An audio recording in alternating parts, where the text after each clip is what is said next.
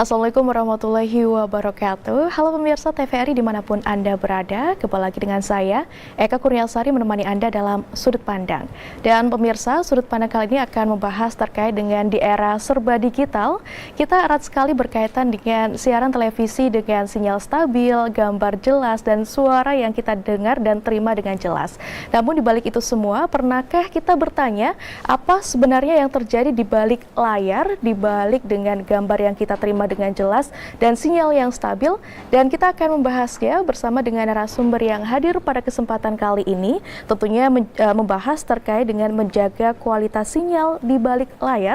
Dengan narasumber kita yang pertama adalah Kepala Balai Monitor SFR kelas 2 Lampung, Bapak Muhammad Takdir. Kita sapa dulu. Selamat siang Bapak Takdir. Selamat siang Mbak Eka. Terima kasih Bapak telah hadir di Sudut Pandang. Sama-sama. Dan narasumber kita yang kedua, pemirsa, adalah fungsional pengendali frekuensi radio ahli muda, Bapak Budi Ramdhani. Selamat siang, Bapak. Selamat siang, Mbak Eka. Terima kasih Bapak sudah hadir di Sudut Pandang. Dan untuk membuka dialog kita pada kesempatan kali ini, pertama saya akan bertanya kepada Pak Takdir ya, terkait dengan sejatinya Balai Monitor SFR kelas 2 Lampung ini, kedudukannya jika kita kaitkan dengan Komdigi seperti apa Pak Takdir? Baik, terima kasih Mbak Eka. Assalamualaikum warahmatullahi wabarakatuh. Waalaikumsalam warahmatullahi wabarakatuh. Jadi Balai Monitor Spektrum Frekuensi Radio kelas 2 Lampung ini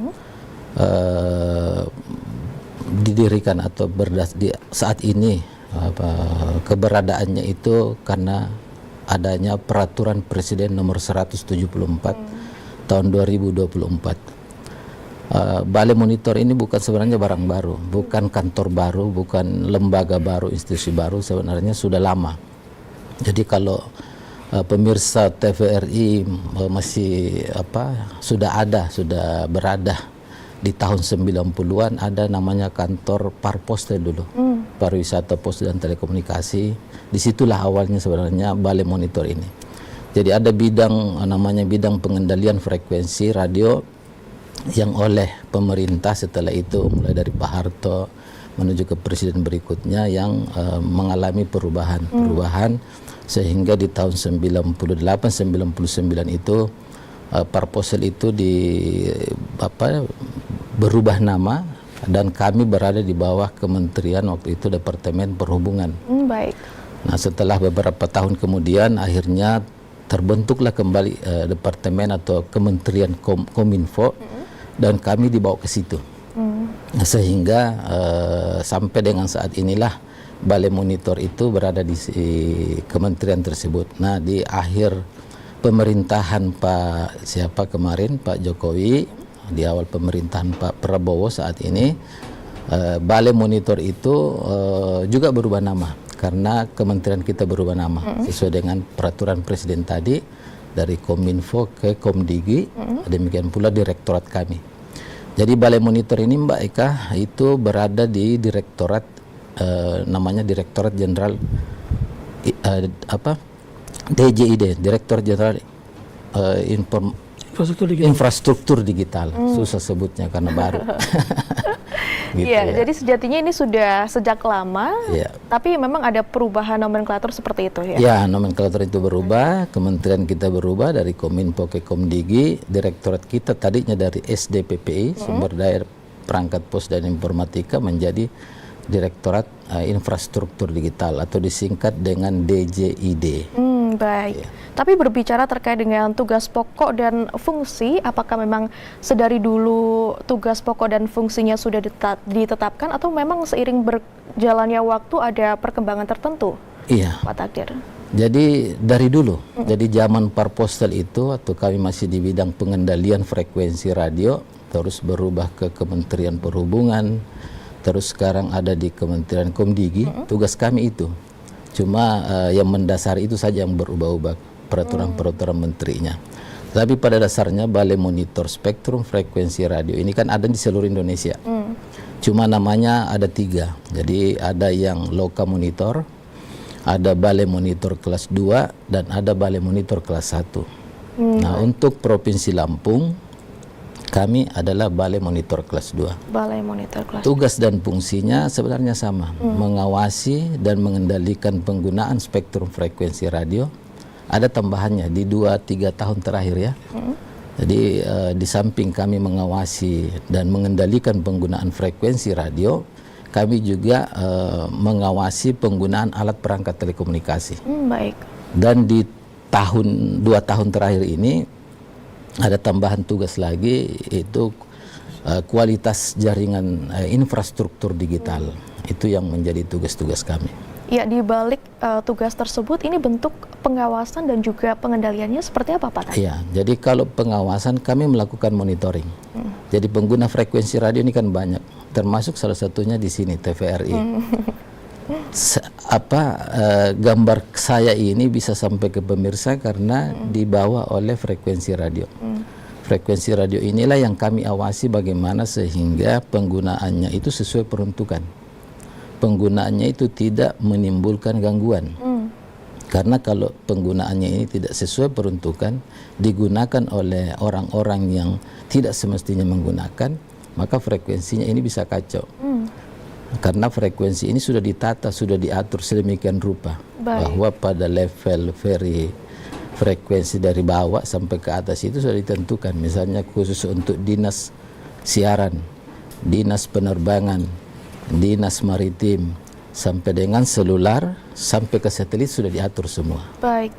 Ya, tapi berbicara terkait dengan dampak jika ini tidak dikendalikan dan diawasi dengan baik, Pak Takdir. Ini dampaknya seperti apa jika memang saluran-saluran ini tidak terawasi seperti itu? Iya, jadi frekuensi ini ketika itu diabaikan, tidak sesuai peruntukan dan lain-lain, bisa berdampak ke komunikasi yang tidak lancar. Ya, termasuklah misalnya ketika frekuensi ini tidak ditata. Misalnya di kabupaten di Bandar Lampung ini frekuensi untuk penyiaran terus TVRI ini digunakan di frekuensi 400 sampai 500. Baik. Di kabupaten lain digunakan frekuensi lain, bisa bertabrakan. Sehingga sinyal TVRI yang seharusnya sampai ke masyarakat membawa informasi itu tidak sampai. Demikian pula dengan penggunaan sistem telekomunikasi misalnya selular. Ketika itu terganggu, saling mengganggu, tidak sesuai peruntukan penggunaannya, maka Mbak bisa tidak menerima tadi gambar siaran berita yang melalui handphone kita. Itu yang bisa berdampak. Nah, ya, yang lebih berbahaya lagi ketika yang terganggu itu misalnya frekuensi vital, misalnya yang digunakan untuk penerbangan, yang digunakan untuk maritim, atau digunakan oleh perangkat-perangkat pemerintah misalnya di pertahanan, keamanan, kepolisian, itu bisa berdampak ke situ. Baik, dan beralih ke Pak Budi ya. Ini keluhan-keluhan di masyarakat biasanya mengeluhkan terkait dengan sinyal yang lemot. Pak Budi, coba publik mungkin belum mengetahui di balik itu semua, sejatinya apa yang terjadi, Pak Budi? Ya, jadi kalau kita punya smartphone ya, ataupun gadget wireless, itu misalkan kualitas sinyal kadang-kala masyarakat itu melihat dari barnya, jumlah bar ya, ada bar di situ kan. Semakin bar naik, semakin bagus, semakin full, semakin bagus kan.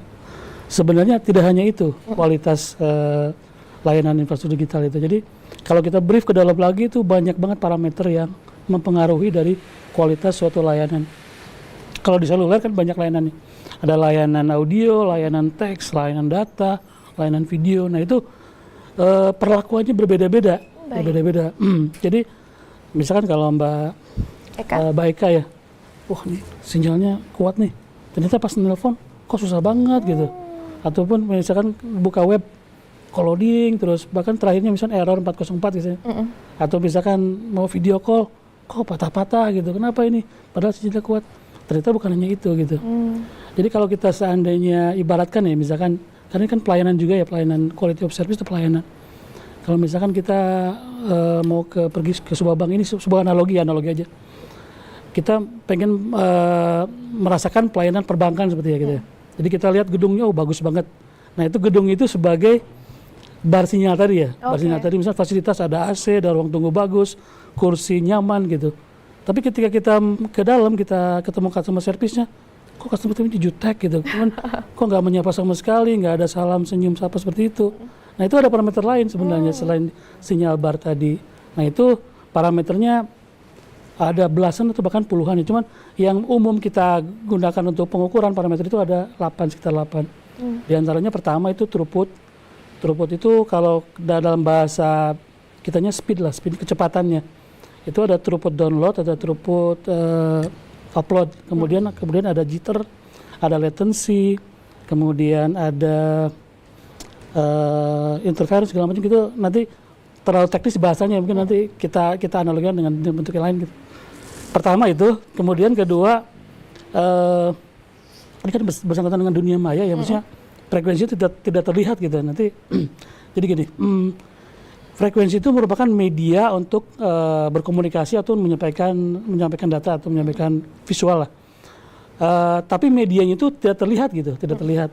Nah sebenarnya Komdigi itu telah membangun, terutama di awal 2020-an itu telah membangun yang namanya mobile broadband atau pita lebar.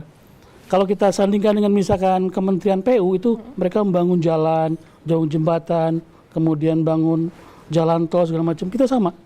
Kita membangun frekuensi itu selebar mungkin supaya digunakan oleh operator sehingga dapat mentransfer data yang lumayan besar seperti itu, lumayan cepat. Jadi misalkan gini dulu, ketika mungkin Mbak Eka kenal 2G ya, GSM kenal ya. Yeah. Itu kan lahir sekitar 1990. Itu kita cuma menyediakan data sebesar 200 kHz. Itu satuan lebar pita ya. Mungkin kalau di sekarang mungkin kalau jalan ya 200 meter lah katakanlah, lebarnya 200 meter. Nah, ketika sekarang di eranya 4G itu lahir di tahun 2010 4G. 2010-an. Itu kita sudah punya lebar pita 5 mega, minimal 5 mega. Baik. Itu 5 mega itu adalah 25 kalinya 2 kHz tadi, 200 kHz tadi. Jadi GSM dengan 4G itu 25 kalinya lebih besar daripada GSM tadi. Ya, sangat signifikan. Sangat signifikan, betul. Jadi yang dulunya cuma hanya bisa, misalkan jalur itu bisa cuma buat mobil, sepeda, sekarang udah bisa truk tronton, bis, segala macam udah bisa masuk. Masuk semua. Termasuk kecepatannya. Kecepatannya kalau dulu di GSM itu hanya kecepatannya beberapa kbps doang. Jadi hanya cukup untuk voice call, untuk teleponi. Sekarang sudah bisa video call, sudah bisa streaming video, sudah bisa live, YouTube live, video, Facebook live, segala macam sudah bisa. Kalau kita masih di zamannya 2G itu nggak bakalan bisa. Karena apa? Jalannya sempit. Baik. Dan sekarang udah lebar banget jalannya. Iya. Tapi nggak sampai di situ. Komdiginya sampai di situ.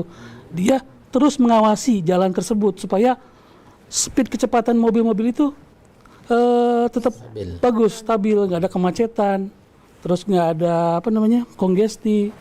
Jadi kita selalu pantau. Ini namanya di bidang QoS ini. Jadi selain kita bangun jalannya lebar, kita harus pantau terus. Apakah di situ ada jalan berlubang? Kita tambal. Apakah di situ ada misalkan jalannya nggak rata lagi? Kita perbaiki seperti itu. Jadi intinya kalau di dunia nyata seperti itu. Kita menyediakan pita supaya komunikasi data lainnya lancar dan kita tetap menjaga supaya itu tetap stabil gitu. Iya, jika kita analogikan bisa seperti jalannya data ini luasnya sudah sangat lebar. Dan apakah ini Komdigi masih berusaha untuk melebarkan ini agar tetap baik atau kita sekarang hanya memasifkan pengawasannya saja, Pak Budi? Sementara ini kita tetap selalu pantau. Tapi dengan berinya zaman, maksudnya dengan teknologinya semakin ke depan semakin canggih, nanti ada 5G. Itu makin lebar lagi. Baik. Makin lebar lagi, mungkin bisa sampai 20 MHz itu bisa 5 kali 4 kalinya sekarang. Makanya nanti ada, misalkan nanti sekarang cuma bisa menikmati YouTube dalam kualitas HD atau Full HD, sekarang nanti 4K bisa 8K. Sebegitu detailnya nanti. Di 5G itu bisa, jadi sekarang kan cuma bisa ngelihat rupa manusia, sekarang nanti besok mungkin bisa melihat keringkatnya seperti apa, bisa melihat bulu-bulunya tangan seperti apa gitu. Jadi detail banget dan real time banget gitu. Dan jadi, real time sekali, nggak ada delay sama sekali itu. Iya, dan kita berbicara terkait dengan sinyal yang terkendala ya. Kalau dalam bahasa orang awam mungkin sinyal lemot ya. Yeah. Pak Budi, ini sinyal yang tidak baik, ini erat kaitannya dianggap berkaitan dengan cuaca yang buruk. Nah, apakah ini berkaitan atau seperti apa penjelasannya? Kalau untuk akses yang misalnya dari BTS ke pelanggan itu agak tidak terpengaruh gitu. Kecuali kalau untuk kita bicara jaringan gitu. Jadi jaringan itu gini ya. Jadi dari pengguna untuk komunikasi ke tempat lain itu dia melalui namanya BTS. Kalau di 4G namanya Node B. Node B itu nanti ditransmisikan. Entah itu melalui microwave link radio ataupun fiber optik ataupun satelit VSAT ya. Itu ada 3. Nah, yang sangat terpengaruh oleh cuaca rata-rata yang punya frekuensi tinggi. Jadi frekuensi tinggi seperti misalkan 10 giga, kemudian yang di atas belasan giga itu terpengaruh.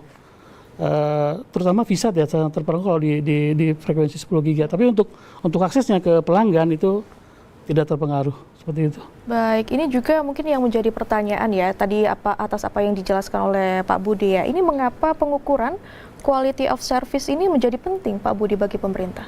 Betul. Seperti tadi kami katakan ya, memang kita selalu monitoring, kita selalu upgrade. Jadi intinya adalah kepuasan masyarakat pengguna itu letaknya di situ. Bagaimana masyarakat bereksperience menggunakan handphone atau smartphone tanpa ada kendala. Mereka sudah rela mengorbankan uang mereka untuk membeli kuota, membeli pulsa, tapi yang menikmati tidak sepadan gitu. Misalkan kita beli kuota berapa ratus ribu, terus kok teleponnya putus-putus, nah itu tidak sepadan. Kita menjaga itu supaya equal lah gitu. Apa yang dikorbankan pelanggan, apa yang diterima juga bagus gitu. Dan beralih ke Pak Takdir ya, tadi dijelaskan terkait dengan bentuk pengawasan yang sudah dilakukan. Ini dari case yang ada di lapangan, apakah memang sempat terjadi pelanggaran-pelanggaran atas frekuensi tertentu dan seperti apa yang terjadi di lapangan, Pak Takdir? Iya, jadi penggunaan frekuensi ini kan kadang masyarakat juga tidak pahami. Sementara dari luar juga banyak alat-alat telekomunikasi baru yang sebenarnya juga menunjang daripada ekosistem daripada infrastruktur digital ini. Cuma kadang masuk ke negara kita ini tidak melalui ketentuan-ketentuan yang telah ditetapkan. Sehingga di lapangan kami ada temukan yang demikian. Ada penggunaan frekuensi radio karena ketidakpahaman masyarakat digunakan begitu saja. Dia tidak paham bahwa frekuensi itu diatur, ditentukan, sudah dialokasikan penggunaannya bahwa untuk radio handy talkie misalnya itu sudah ada alokasi yang sudah ditentukan. Harus memiliki izin, harus bersertifikat. Nah, sehingga karena ketidakpahaman mereka menggunakan frekuensi yang dia pikir itu tidak ada berdampak. Demikian pula dengan pengguna operator lain, ada juga operator, termasuk operator seluler yang abai dengan itu. Entahlah abai karena disengaja ataukah mungkin tidak disengaja. Tadi bisa saja tadinya memiliki izin, tapi karena ada teknologi baru atau peralatan baru, mengganti alat itu tidak dilaporkan lagi. Sehingga kami menemukan banyak pelanggaran-pelanggaran penggunaan frekuensi itu. Nah, ini kan kami tidak bisa biarkan juga. Karena pertama, frekuensi radio ini memiliki dividen yang besar terhadap negara, PNBP besar untuk negara kita. Karena frekuensi digunakan oleh penyelenggara operator ini ada biaya hak pengguna frekuensi di situ yang muncul dari situ. Nah, dampak yang kami temukan dari itu ya terganggunya pengguna frekuensi lain. Tadi misalnya ada penggunaan frekuensi radio untuk internet service provider. Baik. Oleh pemerintah, frekuensi ini sudah ada dialokasikan yang free. Misalnya frekuensi 2,4 giga, 5,8 giga, itu free. Jadi tidak berbayar sebenarnya. Tetapi oleh masyarakat, teman-teman operator operator ISP tadi, penyelenggara ISP ini, mungkin karena padatnya frekuensi tersebut mencoba menggeser yang menurut pikiran dia ketika dia geser tidak ada yang akan merasa terganggu. Baik. Ternyata di situ terganggu karena frekuensi di sekitar situ ada penggunanya. Nah, yang sering kami tangani di Balai Monitor Kelas 2 Lampung ini adalah gangguan frekuensi stasiun meteorologi. Baik. BMKG, yang mana stasiun ini melihat kondisi yang akan dilalui oleh pesawat terbang, pesawat udara. Jadi misalnya dari sini ke Jakarta atau ke provinsi lain atau ke negara lain, itu jarak 200 km ada radar yang melihat di atas.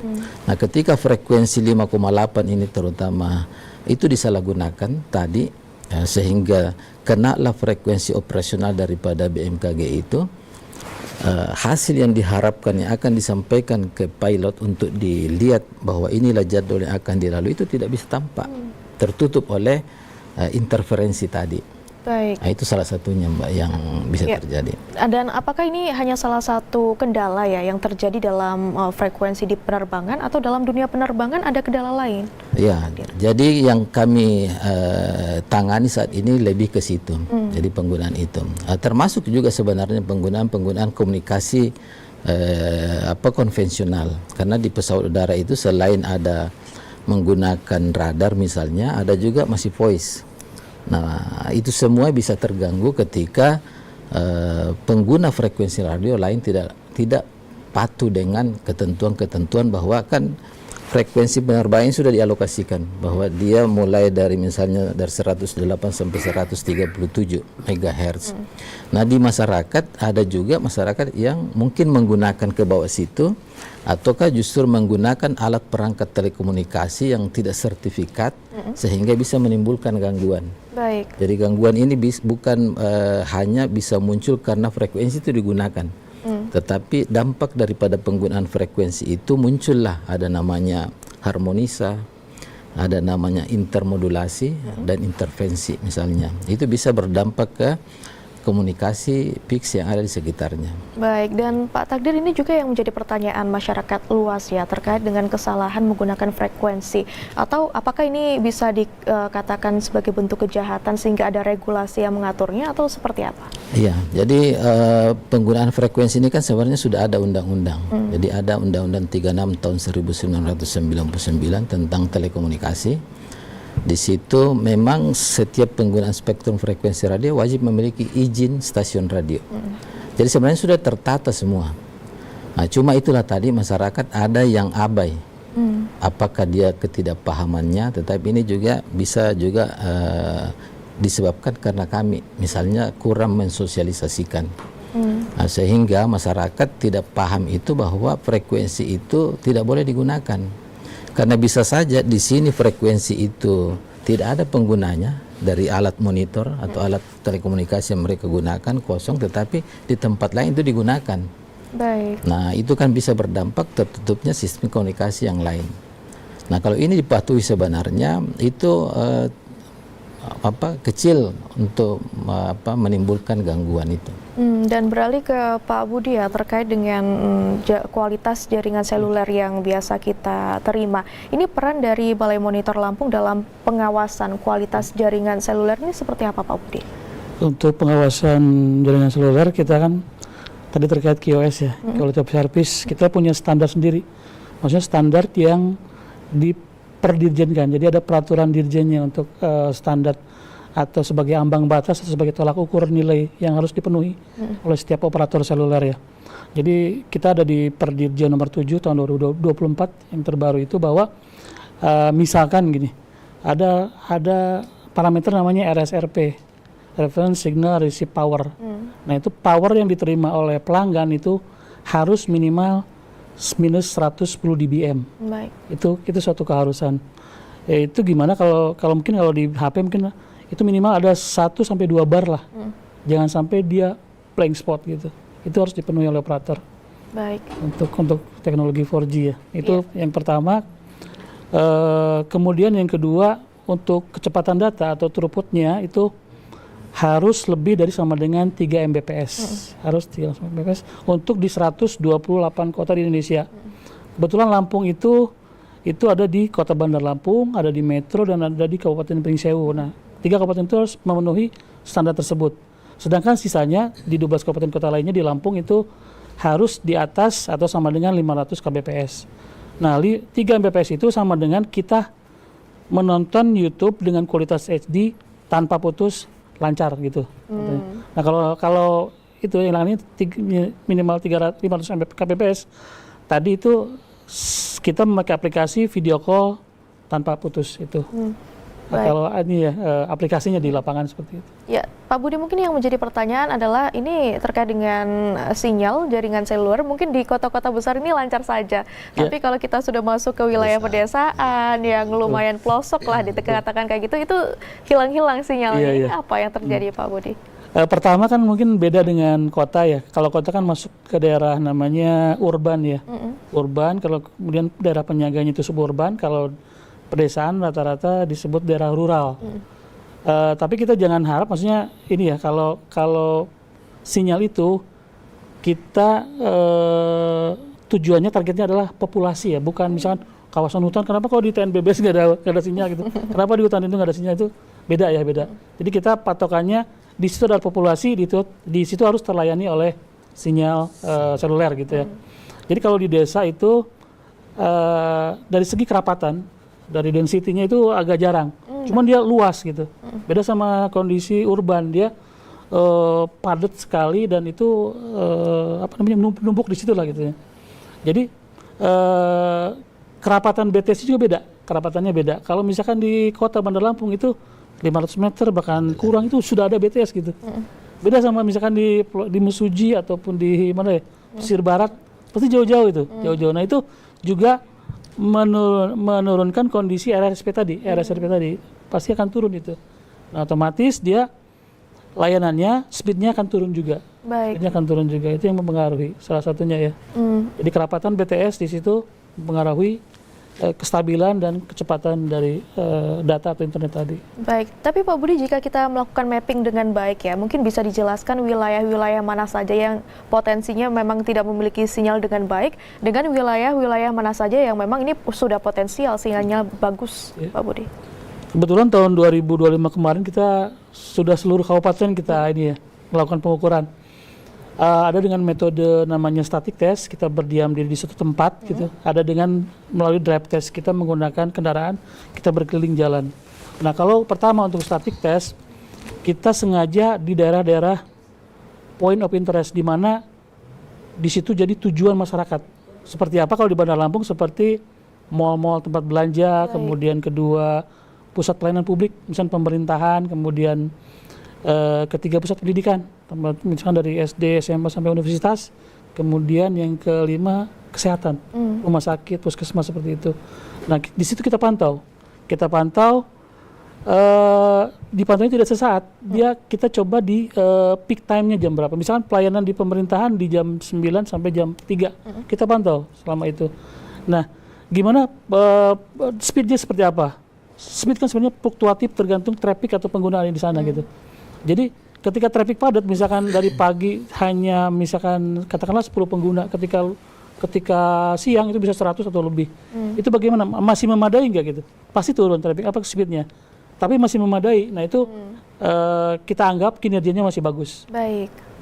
Jadi memang ada wilayah-wilayah tertentu yang dipantau dengan baik karena memang ini adalah vital. Daerah-daerah vital, betul. Selain itu daerah-daerah yang cukup banyak pengguna gitu. Cukup banyak pengguna. Nah apakah dengan jaringan yang dia punya itu cukup nggak memadai untuk misalkan mengakses 100 atau lebih atau bahkan 1000 pengguna dalam satu waktu gitu. Baik, dan Pak Budi, Pak Takdir, tentunya masih banyak yang akan kita bahas, tapi kita harus jeda iklan terlebih dahulu. Dan pemirsa jangan kemana-mana, kita akan kembali saat lagi tentunya membahas terkait dengan menjaga kualitas sinyal di balik layar, tentunya setelah pesan-pesan berikut ini.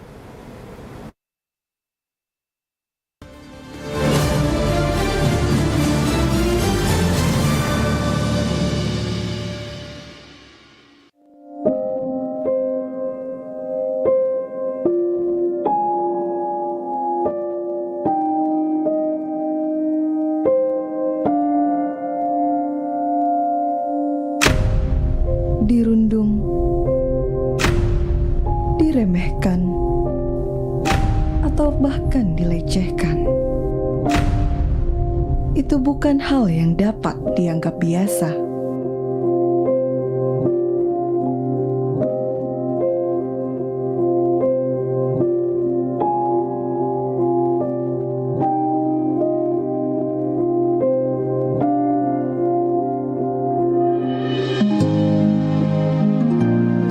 Stop bullying. Jadilah berani dan saling menghargai. Jangan biarkan perundungan terjadi.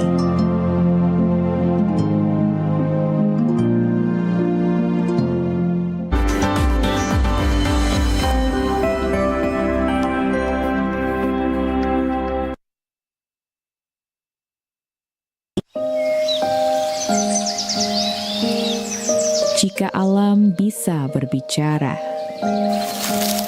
dia akan menggenggam tangan kita, mengajak berlari ke hutan, bernyanyi bersama bunga yang mekar, dan sungai yang mengalir jernih. Setiap pohon adalah nafas, namun aku terluka oleh tangan-tangan yang tidak menjaga.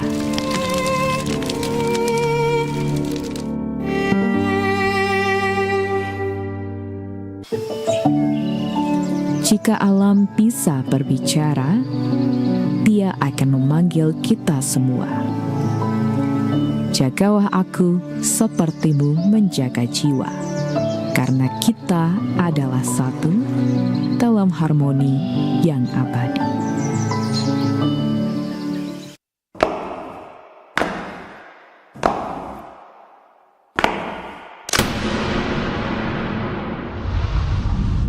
Cara berbangga hati kepada negeri ini dengan mengenal warisan budayanya. Merasakan nikmatnya kopi dipetik dari tangan petani di tanah sendiri.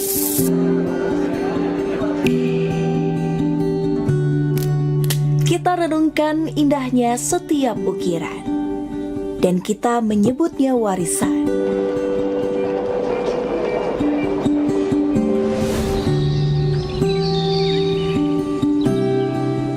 Dari sanalah kita bisa memahami indahnya karya tangan anak negeri. Aku bangga buatan Indonesia.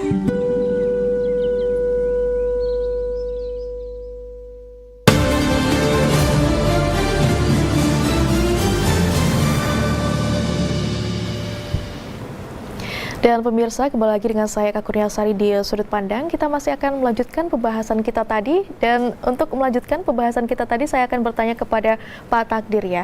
Kita sudah berbicara terkait dengan tugas dan fungsi Balai Monitor. Tapi terkait dengan layanan, Pak Takdir, layanan apa saja sejatinya yang ada di Balai Monitor ini? Baik Mbak Eka, jadi kami di Balai Monitor Kelas 2 Lampung ini dan hampir sebenarnya seluruh Indonesia, Balai Opta UPT yang ada itu, di samping kami melaksanakan tugas dan fungsi kami sehari-harinya, mengawasi, mengendalikan frekuensi radio, kami juga ada melayani masyarakat, terutama pertama di layanan masalah gangguan frekuensi radio. Terus yang kedua ada layanan aduan terhadap kualitas tadi, kualitas jaringan tadi. Tadi mungkin Mbak Eka ada di satu titik, di situ sinyal tadi kurang bagus, itu bisa juga diadukan di kami.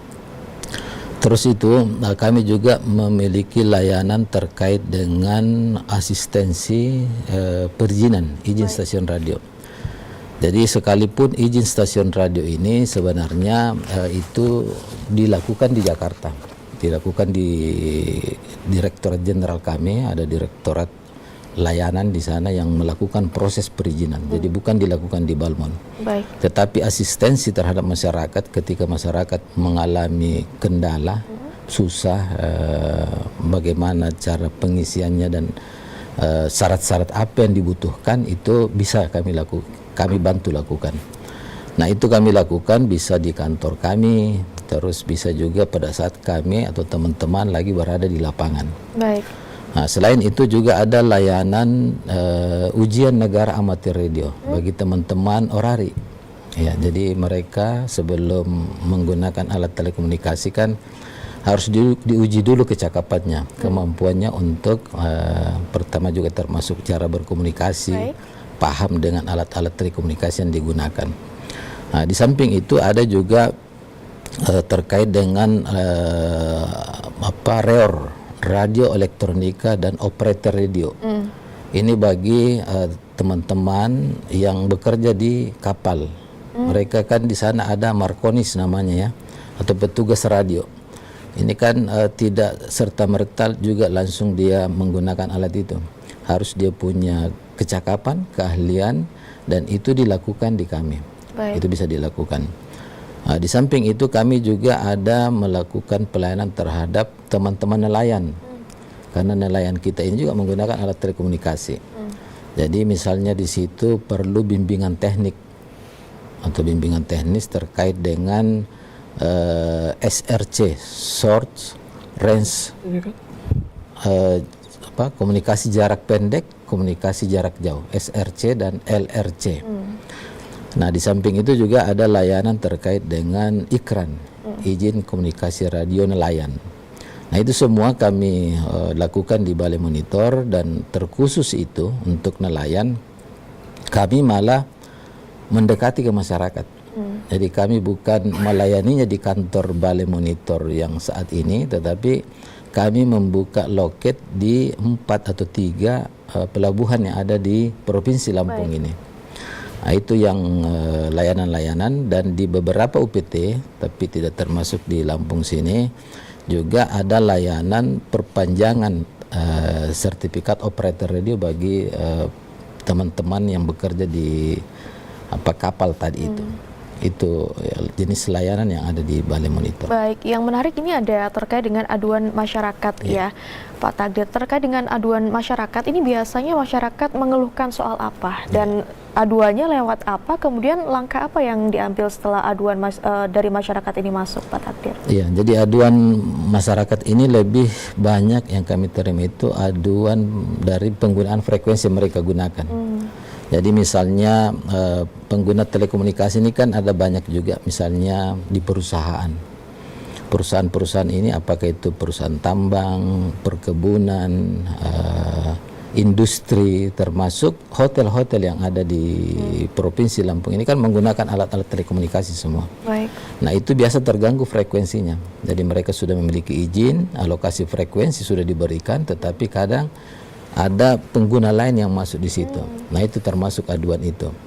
Terus yang kedua dari penyelenggara lain, misalnya kayak tadi yang saya katakan BMKG tadi terganggu, atau ada instansi lain, karena ada juga instansi pemerintah yang menggunakan frekuensi radio, termasuk Hankam, kepolisian semua menggunakan frekuensi radio. Nah, itu ketika terganggu mengadunya juga ke kami. Nah, sama halnya juga dengan di penyiaran pernah juga kami tangani, bahwa ada radio siaran yang mengaku terganggu dari siaran radio yang ada di sekitarnya. Itu kami juga lakukan penanganan gangguan itu. Baik. Termasuk ketika ada masyarakat yang terganggu frekuensinya, yang setelah kami lakukan penanganan atau pelacakan, itu ternyata ditimbulkan oleh sistem kelistrikan yang ada di tempat situ. Ini persoalannya ini yang kami awasi, kami tangani gangguannya ini adalah barang yang tidak terlihat. Baik. Frekuensi radio ini kan tidak nampak. Nampaknya hanya di alat-alat monitor yang kami miliki. Nah, gitu itu, Mbak. Iya, dan Pak Takdir, menarik ketika terjadi gangguan ilegal pada sistem frekuensi yang ada. Ini langkah yang dilakukan untuk menangani hal tersebut seperti apa? Iya, jadi saya katakan tadi bahwa frekuensi radio ini tidak nyata dilihat, tidak nampak. Cuma hasilnya ketika itu terganggu, Mbak bisa merasakan dampak. Ya, merasakan tidak bisa komunikasi, gambarnya putus, datanya tidak cepat sampai ceritanya ketika itu terganggu. Nah, kami ketika menerima itu, jadi kami ada hotline-nya juga. Itu bisa melalui aplikasi itu masuk ya, gangguan frekuensi radio. Begitu masuk, kami harus segera melihat, dan saya sebagai kepala balai di sana harus segera mengeluarkan surat tugas untuk dilakukan pelacakan atau pengidentifikasian terhadap gangguan-gangguan itu.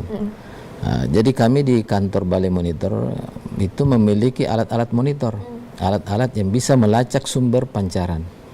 Jadi alat monitor kami itu pertama ada yang kami pasang di tempat tertentu, fixed station. Itu saat ini ada di 4 kabupaten ya. Jadi ada misalnya di Bakahuni sana, kami tempatkan di satu rumah warga. Terus ada di Kota Metro, ada di Kota Bumi, terus di kantor kami sendiri. Nah, alat-alat ini sebenarnya bisa memonitor seluruh pengguna frekuensi radio dari 6 kHz sampai dengan 9 GHz. Baik. Nah, minimal pada saat kami misalnya menerima aduan gangguan frekuensi, kami bisa monitor dulu dari situ. Karena alat-alat ini sekalipun berjauhan disimpannya, itu untuk memonitornya itu hanya dari kantor, jadi di remote saja. Jadi di kantor kami ada layar besar, ketika kami mau melihat pengguna frekuensi radio misalnya di Bakahuni, kami tidak perlu ke Bakahuni sana, cukup di tempat itu. Nah, selain itu kami juga memiliki alat monitor yang mobile, jadi SMFR, jadi stasiun monitoring frekuensi radio mobile, juga fungsinya sama. Nah, karena rata-rata kalau gangguan frekuensi memang itu tidak bisa kami lacak dari alat-alat yang kami tempatkan di luar.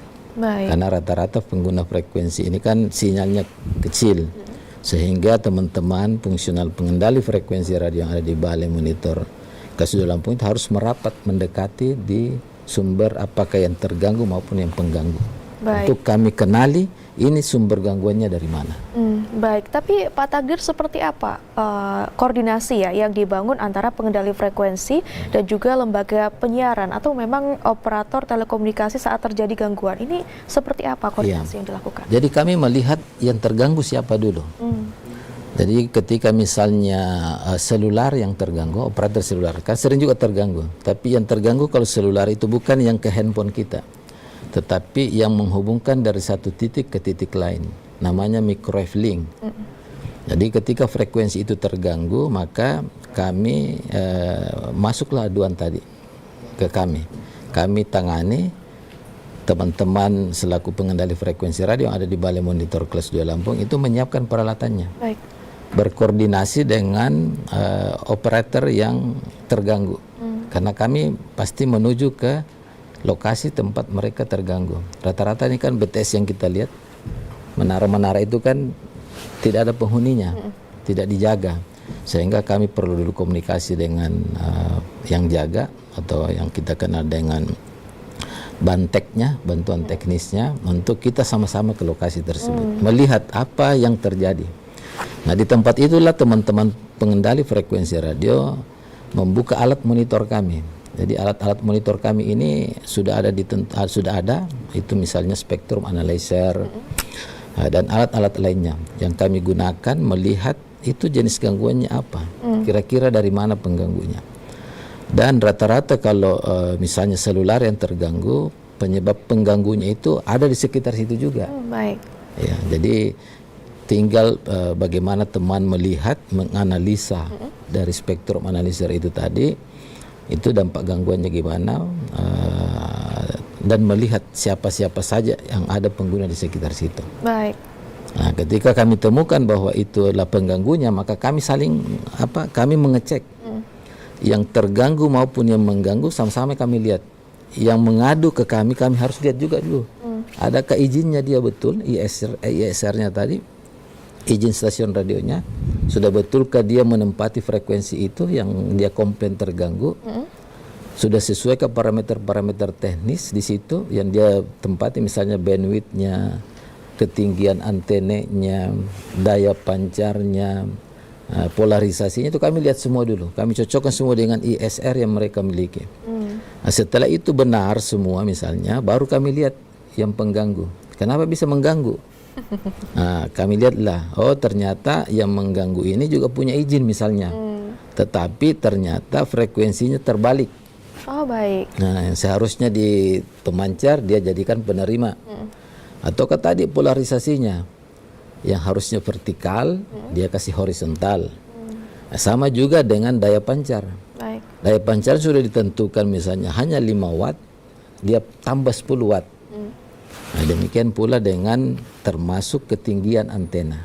Ketinggian antena ini sudah ditentukan bahwa dari tanah ke atas hanya 20 meter misalnya. Dia lebih daripada itu. Baik. Nah, kenalah dia. Tidak sesuai. Tidak sesuai. Nah, yang paling sering juga terjadi adalah ketidaksesuaian koordinat. Baik. Ya, koordinatnya diizin mengatakan ada di sini di depannya TVRI, ternyata jauh di sana ada jarak berapa kilometer dari sini. Nah itu bisa menyebabkan gangguan-gangguan. Baik, dan beralih ke Pak Budi ya, dengan gangguan sinyal yang ada, misalnya kita contohkan sinyal operator jaringan, apakah memang ini yang menyelesaikan dari pihak Balmonnya sehingga ini bisa tersampaikan dengan baik kembali ke masyarakat, atau memang pihak dari operator jaringannya yang menyelesaikan ini dengan baik, Pak Budi? Jadi setiap penurunan kualitas jaringan ataupun gangguan interferensi itu bisa diketahui dari alat ukur kita terutama ya. Kita punya alat ukur. Kemudian kedua dari masyarakat tentunya. Jadi masyarakat kalau kita istilahkan dia sistem pelaporan crowdsourcing kalau di kualitas jaringan. Jadi dia bisa mengadu melalui aplikasi yang ada tertanam di smartphone ataupun di media sosial. Jadi kalau misalkan di smartphone yang aplikasi rilis dari Komdigi itu namanya Sigmon. Sigmon itu ketika kita install aplikasi itu, kita di suatu tempat misalkan, oh sinyalnya agak jelek di sini. Tes aja speed berapa, video stream berapa. Tapi sebenarnya login atas nama kita. Nanti otomatis data itu akan keambil ke namanya PMT, Pusat Monitoring Telekomunikasi yang ada di Jakarta. Jadi itu sebuah tim yang ada di bawah Direktorat Pengendalian. Nah, itu datanya akan kekumpul di situ, nanti follow up-nya seperti apa untuk perbaikannya. Jadi PMT akan mengirimkan trouble ticket ke operator yang kualitasnya rendah. Dari PMT itu mengeluarkan trouble ticket, nanti operator yang tadi itu akan melakukan optimasi lagi jaringan di situ. Entah misalkan ada penambahan mini BTS ataupun pengarahan sektor antenanya, atau misalkan dia menambah kanal frekuensinya, macam-macam yang bisa dilakukan. Nah itu ketika sudah dilakukan dan dirasa oleh operator itu sudah teroptimalisasi, dilaporkan lagi ke PMT, maka ditutuplah case-nya, case close trouble ticket itu. Baik, ya cukup kompleks yang dihadapi di lapangan Pak Budi, tapi berkaitan dengan apa yang terjadi di lapangan, hal yang paling berat secara teknis yang dihadapi seperti apa? Terutama di kita ya, di Balmon itu kan peta kita nggak merata, kadang misalkan ada yang aksesnya susah, ada yang misalkan harus lewat pegunungan, nah itu ada beberapa sih di Lampung terutama ya yang agak susah itu, seperti misalkan daerah 3T ya, 3T yang terdepan terluar tertinggal itu ada di pesisir barat, ada namanya dua desa, namanya Desa Waiharu sama Desa Pengekahan. Itu dia dikelilingi oleh hutan konservasi, hutan lindung. Nah di situ dia masuknya itu dari Desa Waiheni itu harus memakai 2 roda, jadi nggak bisa 4 roda ya, karena kondisi jalan yang sempit. Kemudian kedua harus dalam posisi laut sedang surut, karena dia pesisir pantai, pesisir pantai, dan dia belasan kilo yang harus menempuh melewati hutan itu sampai ke desa itu. Gitu. Jadi infrastruktur jalan, infrastruktur listrik belum ada, tapi Komdigi telah membangun BTS di situ. Itu ada, dan kita harus ukur, harus kita pantau sebenarnya di situ. Nah, sampai sekarang kita belum pernah ke sana. Belum pernah ke sana ya. Ya, ketika memang ada terjadi kendala infrastruktur yang kurang memadai, ini apa sih Pak Budi yang paling mungkin untuk dilakukan di lokasi-lokasi tersebut? Paling nanti gini, tadi yang dilakukan oleh masyarakat sendiri. Jadi masyarakat punya crowdsourcing tadi, punya aplikasi Sigmon atau punya aplikasi yang dikeluarkan oleh pihak swasta, seperti misalnya Ookla ataupun Nperf ataupun Cloudflare dan sebagainya, itu bisa dilaporkan secara online.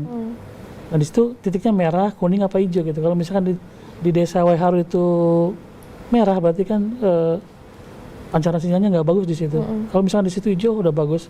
Jadi kita mantaunya lewat aplikasi pihak ketiga ataupun aplikasi yang dibangun oleh Komdigi sendiri gitu. Jadi tanpa kita harus ke sana. Cuman kekurangannya itu parameternya hanya 1 atau 2 saja di situ. Parameternya tidak terukur gitu. Baik. Saja sih. Ya, sebagai pengendali frekuensi ini kan harus memastikan hasil pengukuran dan analisis sinyalnya ini kan tetap akurat, Pak Budi. Ini hal-hal yang dilakukan seperti apa? Kita mengukur itu tentunya ada referensinya ya, ada referensinya. Kemudian tadi disandingkan dengan komparasi data ambang batas dan tolak ukurnya. Nah di situ data mentah yang kita oleh di lapangan, diperoleh di lapangan, kita olah lagi menjadi data yang data faktual yang nilainya itu bisa disandingkan dengan standar kita gitu. Nah itu jadi pengolahannya juga yang memakan waktu juga sebenarnya di situ. Tapi kita punya data yang cukup real, cukup detail, cukup lengkap yang bisa dijadikan nanti sebagai alat untuk menentukan decision maker-nya. Baik. Seperti apa sih nanti dilakukan untuk ini gitu. Ya, ada decision maker Betul, yang decision dibentuk maker. Pak Budi, dan beralih ke Pak Takdir ya. Dijelaskan bahwasanya peran serta masyarakat dalam menjaga kualitas sinyal agar tetap baik ini ada. Dan seperti apa Pak Takdir melihatnya? Iya, jadi memang masyarakat kami selalu melibatkan. Nah, sehingga bagi pengguna frekuensi radio kami sangat berupaya untuk selalu mensosialisasikan. Cuma memang ada banyak kendala juga, apalagi di kondisi pemerintahan kita saat ini yang agak membatasi penggunaan anggaran itu, sehingga kami juga terkendala. Tetapi sekalipun demikian kami berupaya untuk bagaimana supaya kami bisa mensosialisasikan itu, sehingga teman-teman ketika melakukan tusinya di lapangan, saya selalu meminta untuk di samping dia mengerjakan tusi-tusi ini, karena kami ada target perjanjian kinerja yang kami harus penuhi setiap waktu, itu juga kami minta mereka mensosialisasikan, sehingga masyarakat paham bahwa rupanya frekuensi radio ini, alat telekomunikasi ini harus berizin, harus bersertifikat, sehingga dalam penggunaannya mereka tidak asal menggunakan saja. Baik, jadi jika kita bisa highlight, ini tantangan penggunaan frekuensi ilegal terhadap masyarakat ini masih cukup masif adanya Pak Takdir. Alhamdulillah sih agak teratur sebenarnya. Jadi justru ada beberapa yang kami temukan. Ada beberapa pelanggaran frekuensi radio yang kami temukan terutama di Lampung ini, yang sebenarnya itu dilakukan oleh penyelenggara yang sebenarnya sudah berizin. Nah, cuma itu tadi kelalaiannya, apakah itu karena adanya pergantian alat, ya namanya kan operator penyelenggara telekomunikasi ini kan kejar target segala. Nah, sehingga ketika terjadi penggantian alat misalnya, dia lupa bahwa ternyata alat ini saya ganti, alat ini saya pindahkan tadi frekuensinya, saya tidak lihat lagi frekuensinya apakah sudah sesuai dengan ISR, yang dia tahu sudah nyambung, connect. Nah, di satu sisi memang masyarakat memburu itu, tetapi dari kami sebagai pengawas dan pengendali frekuensi radio juga melihat. Nah, itu biasa muncul ketika teman-teman turun di lapangan. Kedua, ketika terjadi tadi aduan, baru kami bisa melihat, ternyata kamu salah menempatkan frekuensimu. Baik. Salah menempatkan parameter-parameter teknis sebagaimana yang saya sampaikan tadi. Baik, ini ketika terjadi kelalaian yang ada di lapangan, ini himbauan yang dilakukan ataupun teguran yang dilaksanakan seperti apa Pak Takdir? Iya, jadi tadi saya sudah katakan bahwa sebenarnya ada Undang-Undang Telekomunikasi nomor 36 tahun 99. Di situ sebenarnya sudah jelas di pasal 33 ayat 1-2 disebutkan bahwa penggunaan spektrum frekuensi radio wajib memiliki izin stasiun radio. Yang kedua pasal keduanya bahwa penggunaan tidak boleh saling menimbulkan gangguan dan harus digunakan sesuai peruntukan. Ini kalau diikuti sebenarnya sudah clear, tidak ada masalah. Sudah clear, tidak ada masalah. Sekarang ini kami sudah memberlakukan, sudah 2 tahun terakhir ini kami memberlakukan sanksi administrasi. Sehingga ketika terjadi pelanggaran, kalau dulu itu kami masih ada spare ya. Jadi kami temukan penggunaan frekuensi di lapangan tidak sesuai, kami pulang dulu. Tim di lapangan ini kembali dulu. Memprogramkan lagi kapan diadakan penertiban di sana. Baik. Itu dulu, model dulu. Nah, sekarang ini setelah ada sanksi administrasi, ketika kami datang ke tempat ini menemukan penggunaan frekuensi radio tidak sesuai atau tidak berizin, atau alat telekomunikasi itu tidak bersertifikat, maka kami langsung mengambil tindakan. Tindakannya itu administrasi tadi. Bisa pada saat itu kami langsung menerbitkan namanya SP2D ya, surat perintah pembayaran denda. Karena kami sudah temukan pengganggunya. Baik. Kami menemukan di tempat itu bahwa terjadi pelanggaran. Itu bisa kami lakukan. Nah, di situ terbitlah sanksi administrasi Jadi sudah langsung ada hitungan-hitungan tertentu yang nantinya memunculkan rupiah yang harus dia selesaikan. Nah di situ juga kami bisa melakukan tindakan penghentian aktivitas. Jadi di samping kami kenakan denda, kami juga hentikan. Kenapa bisa terjadi itu? Misalnya tidak memiliki izin, kami stop. Tidak sesuai parameter teknis, di stop sampai dia melakukan perubahan atau dia melakukan pengurusan izin. Izin terbit baru kami bisa buka misalnya segelnya. Tetapi sanksinya tetap berjalan. Baik. Nah gitu itu. Tapi di Provinsi Lampung ini tentunya banyak yang taat akan regulasi, kan Pak Takdir? Ada ya taat. Jadi kami kemarin ini 2 tahun terakhir, ini sebagai informasi, tapi sebenarnya ini bukan prestasi. Jadi 2 tahun terakhir ini kami sudah lakukan seluruh Indonesia, diberlakukanlah sanksi administrasi. Kami lakukan terhadap tahun 2024 dengan 2025 itu terhadap misalnya penyelenggara selular di 3 kabupaten untuk 2024 dan 3 kabupaten di 2025. Dari seluruh Indonesia, Lampung terbesar. Makanya saya bilang tadi bukan prestasi. Baik. Tapi dari sisi jumlah denda kami paling besar. Itu baru ya, baru 3 kabupaten.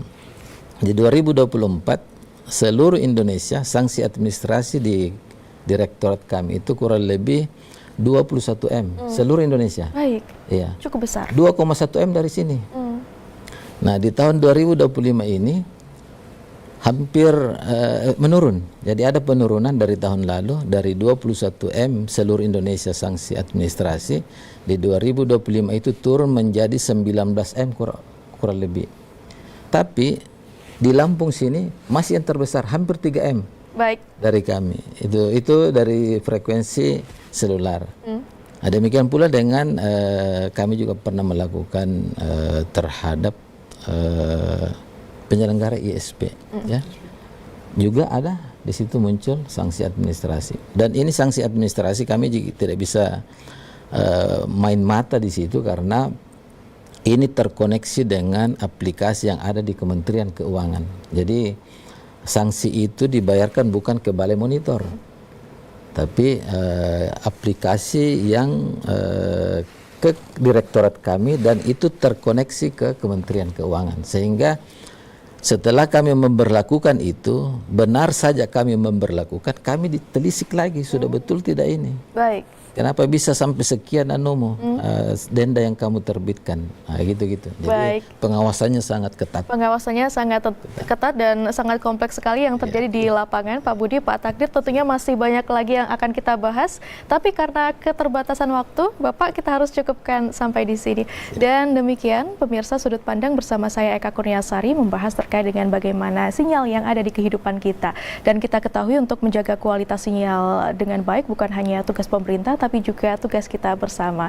Dan sekian Sudut Pandang bersama saya Eka Kurniasari. Sampai jumpa di Sudut Pandang selanjutnya.